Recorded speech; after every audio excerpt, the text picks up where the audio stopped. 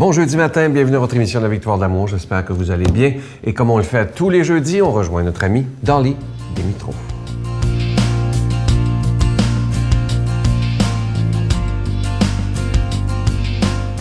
Bon matin, bonne journée. Je trouve que les êtres humains, c'est des gens exceptionnels. Des fois, on peut avoir la misère avec le comportement d'une personne, puis là, on va dire c'est la personne, mais c'est pas la personne. C'est comme un enfant. Quand un enfant va faire quelque chose, puis on n'est pas en accord avec, ou on trouve que c'est pas gentil, on dit pas à un enfant, tu n'es pas gentil. On dit, qu'est-ce que tu as fait, t'es pas gentil. C'est la même chose avec un individu, qu'est-ce que tu dis est pas fin. Les individus, on a la misère à regarder la différence entre l'être et l'humain. Et ma façon de le voir, c'est l'être, c'est quoi? Oublie pas, on est venu au monde amour, puis on a toujours été. Mais à travers les années, il y a des choses qui sont arrivées, qu'on ne sentait pas cet amour qu'on a à l'intérieur de soi. Mais l'être, pour moi, c'est l'amour, c'est pur. C'est le côté humain que j'ai la misère des fois avec certaines personnes, dans leur ego, dans leur dépendance, dans l'autodestruction qui peut se faire, le fait que les gens ils sabotent, le fait que les gens ils vont répéter les mêmes patterns, le fait que les gens ils sont pas polis au niveau de la façon de s'exprimer, parler. Là, j'ai la misère, mais c'est pas l'être. Qu'est-ce que je fais à ce moment-là quand j'ai la misère avec la personne au niveau du côté humain? Je focus, je me ramène et je rentre dans l'énergie de l'amour. Et j'essaie de tout ma pouvoir personnel de regarder l'individu et dire, cet être-là est amour.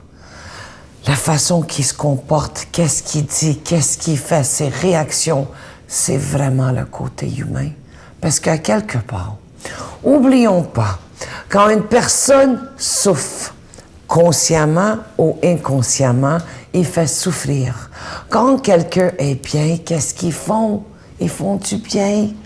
Quand tu es bien avec toi-même, tu n'as pas de goût de dire quelque chose à quelqu'un de négatif parce que tu es bien. Moi, personnellement, il y a des gens qui sont gênés avec ce que je vais dire, mais je ose le dire quand même parce que je sais que vous êtes capable de l'entendre. Je suis bien dans mon chez nous. C'est où ça, mon chez nous? C'est dans la plus profonde de moi. So, si je suis bien dans mon chez nous intérieur, je suis bien chez vous aussi à ce moment présent.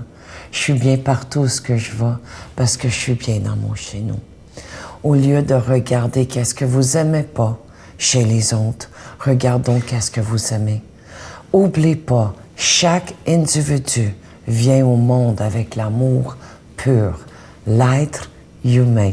Bonne journée! Notre Père qui es aux cieux, que ton nom soit sanctifié, que ton règne vienne, que ta volonté soit faite sur la terre comme au ciel. Donne-nous aujourd'hui notre pain de ce jour. Pardonne-nous nos offenses comme nous pardonnons à ceux qui nous ont offensés. Ne nous laisse pas entrer en tentation, mais délivre-nous du mal, car c'est à toi qu'appartient le règne, la puissance et la gloire pour les siècles des siècles. Amen. Toujours très heureux de vous parler de ce beau cadeau du mois de mai, en ce mois de Marie.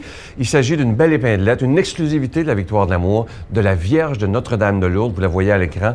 Et c'est très beau parce que c'est en forme de cœur en plus. Et l'épinglette est entourée de beaux petits zircons bleus. Je vous rappelle que l'épinglette est déjà bénie et c'est avec un don de 25 $. Et si vous en voulez deux, un don de 40 $. Je vous rappelle également qu'on vous envoie un reçu pour fin d'impôt. Je vous remercie de tout cœur de votre grande générosité. Vous savez qu'il y a des gens qui se demandent pourquoi on demande de l'argent. C'est qu'on doit payer pour être à la télévision, que ce soit pour la production et la diffusion. Mais ça fait maintenant plus de 20 ans qu'on est ensemble 7 jours par semaine. Je vous donne l'adresse, la Victoire de l'amour, casier postal 120, succursale Boucherville à Boucherville, le J4B 5E6, je vous la redonne, la Victoire de l'amour, casier postal 120, succursale Boucherville à Boucherville, le J4B 5E6. Également par téléphone, par carte de crédit du lundi au vendredi de 8h30 à 16h30 dans le 514-523-4433, 523-4433 ou sans frais, le 1-888-811-9291, 1-888-811-9291 et aussi sur notre site Internet, le www.lavictoiredelamour.org. Merci de tout cœur de votre prière soutenue. Ça, c'est vraiment une chose extrêmement importante.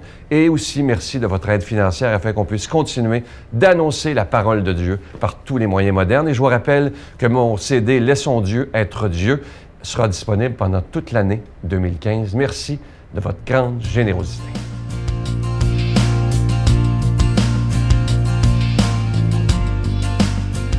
Mon Dieu, donnez-moi la sérénité d'accepter les choses que je ne peux changer, le courage de changer les choses que je peux et la sagesse d'en connaître la différence. Amen. Aujourd'hui, pour la proclamation de la parole de Dieu, on rejoint l'abbé Pierre Gervais, Majot.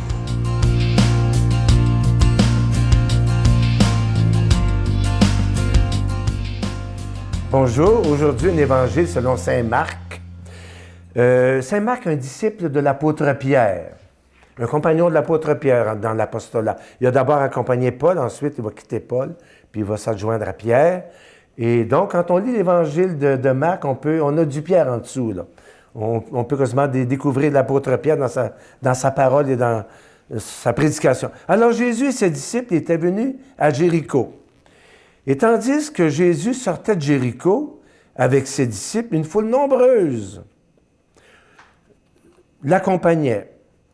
Un mendiant aveugle du nom de Bartimée, donc fils de Timée. Pas le Timée de la petite vie, là, mais l'autre. Il était assis au bord de la route. Apprenant que c'était Jésus de Nazareth qui passait par là, il se mit à crier « Jésus, fils de David, aie pitié de moi !» Beaucoup de gens l'interpellaient vivement pour le faire taire. En bon québécois, on dirait « Hey, écrase, puis bon, tais-toi ». Mais lui criait de plus belle encore « Fils de David, aie pitié de moi ». Jésus s'arrête. Il lui dit « Appelez-le ». On appelle l'aveugle et on lui dit « Confiance, lève-toi ». Le maître t'appelle. L'aveugle jeta son manteau. Regardez bien ça l'expression. Ce manteau, c'est le symbole de son oppression. Hein? Il est effoiré comme un itinérant sur le bord de la rue, écrasé par son manteau qui est sa seule maison, qui le protège du soleil ou de la nuit. Alors, il jette son manteau. C'est important, ça. C'est un détail important. Il bondit, courut vers Jésus. Il est aveugle puis il court. Hein? C'est quelque chose. Donc, il est rempli de confiance. Jésus lui dit, « Que veux-tu que je fasse pour toi? » Rabbouni, ça c'est un mot tendre qui veut dire « petit maître ». Faites que je vois. Et Jésus lui dit, « Va, ta foi t'a sauvé. » Aussitôt, l'homme se mit à voir et il suivait Jésus. Suivre Jésus, ça veut dire se faire disciple de Jésus. Sur la route. Sur la route. Alors, parce que quand on est disciple de Jésus, la foi, ça se vit toujours sur la route. C'est un cheminement. Alors, chaque texte d'Évangile a un contexte, puis une raison d'exister, donc un prétexte. Alors, le contexte, c'est cet Évangile, ou ce passage de Saint Marc, arrive tout de suite après le discours de Jésus, qui nous met en garde contre les dangers des richesses. Et puis là, bien, regardez, il met en garde ses disciples et la foule contre les dangers des richesses. Et là, il y a un pauvre sur le bord de la rue, puis ils veulent tout le faire taire, puis ils veulent le faire oublier. Ils n'ont rien compris, dans le fond. Hein? Il aurait dû dire, « Ah bien là, tu nous as parlé d'être attentif aux pauvres, et puis de ne pas être aveuglé par nos richesses. Bien là, il y en a un là, qui est aveugle, là, puis qui est mendiant, puis qui est... Bon. Alors, et cet évangile-là arrive aussi après la demande des apôtres Jacques et Jean qui ont demandé à Jésus la faveur de siéger l'un à sa droite, l'autre à sa gauche dans le royaume. Ils veulent être des puissants, des dominants, eux autres aussi. Et cette demande se fait juste avant l'entrée à Jérusalem où Jésus sera persécuté puis crucifié. Bartimée, il est seul, il est aveugle, alors qu'une grande foule acclame Jésus. Il crie sa prière. Jésus entend, écoute, l'appelle. Il bondit, il quitte son manteau, symbole de sa détresse, de la pesanteur de sa détresse humaine. Et Bartimée dit son besoin à Jésus. Hein? Partage-moi ta puissance de vie, de résurrection. Amène-moi à la lumière. Faites que je vois. Partage-moi la lumière de la foi, autrement dit. Il suivait Jésus sur le chemin. Comme j'ai dit tantôt, la foi, ça se vit dans un cheminement de foi, donc dans une pratique de vie.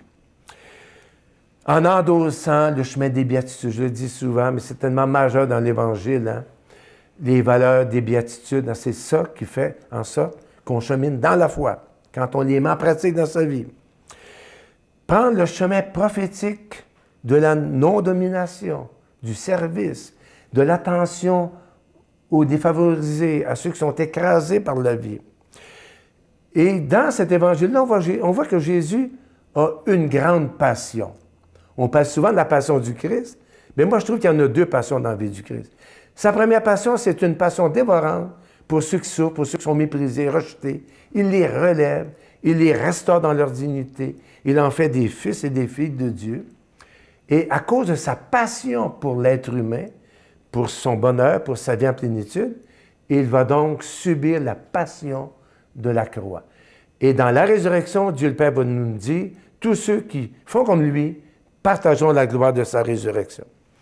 Bartimée représente toute l'humanité qui est assise dans ses aveuglements, sur le bord de la route, autrement dit, qui manque l'essentiel, en se refusant de marcher vers la plénitude que Dieu, notre Père, nous propose. Alors, un évangile, donc, qui en disait peut-être beaucoup plus long qu'on pensait au début. Alors, en ce belle journée de printemps, que le Seigneur nous accompagne, qu'il nous bénisse, lui qui est Père, Fils et Esprit Saint. Amen. Je vous salue Marie, pleine de grâce. Le Seigneur est avec vous. Vous êtes bénie entre toutes les femmes, et Jésus, le fruit de vos entrailles, est béni. Sainte Marie, Mère de Dieu, priez pour nous pauvres pécheurs, maintenant et à l'heure de notre mort. Amen.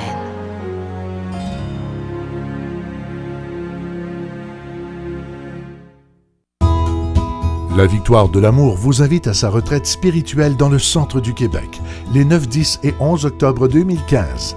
Sous le thème Dieu et miséricorde, il espère et pardonne, venez vivre des moments de ressourcement inoubliables, en compagnie de l'abbé Robert Jolicoeur, Sœur Angèle, Sylvain Charon, Miguel Padilla et un spectacle de l'unique Robert Lebel à l'hôtel et suite Le Dauphin à Drummondville. Réservez rapidement à notre bureau au 514-523-4433 ou sans frais au 1-888-811-92-91. Venez vivre une fin de semaine exceptionnelle, remplie d'amour, de paix et de joie. Je vais vous laisser avec une belle pensée, c'est sur l'attitude. Vous savez comment c'est important, notre attitude, ça peut changer toute une vie au complet. Écoutez bien, tout est une question d'attitude. Il faut imprégner son esprit de pensée positive pour espérer profiter de cette force qui vit en chacun de nous. C'est une pensée de Norman Vincent Peale que j'aime beaucoup, c'est un grand auteur. Et c'est vrai, hein, vous remarquerez les gens qui disent que ça va toujours mal, bien vous allez voir, ça va toujours mal. Et regardez des gens qui sont toujours, même dans la difficulté, mais qui vous disent « Moi, ça va bien, ça va de mieux en mieux. » Vous allez voir, c'est des gens, ça va de mieux en mieux. Alors, je vous dis à ceux qui sont parfois négatifs, sortez ça de votre pensée et dites-vous qu'à chaque matin, c'est possible que ça aille bien, parce que la vie, elle est belle. Bye. Et dans les processus maladifs, on a des expériences qui montrent à quel point les gens qui priaient avaient des cancers qui guérissaient beaucoup plus rapidement, beaucoup moins d'effets secondaires. C'était la même chose pour les maladies de cœur, pour le diabète. Donc, il n'y a pas une maladie qui n'est pas sans être influencée par la prière.